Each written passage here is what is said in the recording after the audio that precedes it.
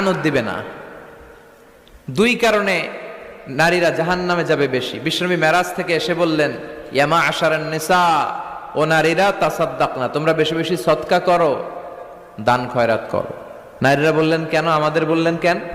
বিশ্বনবী বললেন, উরিতু কুন্না আকসারা আহলিন নার, আমি জাহান্নামে দেখেছি পুরুষের চেয়ে নারীরাই বেশি জাহান্নামী হবে।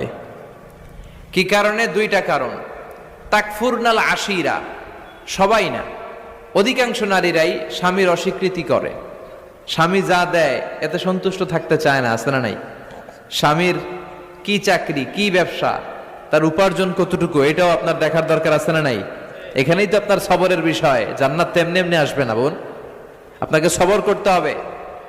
স্বামীর নাশুকরি করবেন না। পাশের বাড়ির ভাবিরা তো এত মোটা নেকলেস কিনা দিছে, তুমি দাও না কেন? এদের ঘরে তো দামি সোফা সেট, আমার ঘরে নাই কেন? এদের তো এটা করে, এদের তো এটা দিছে।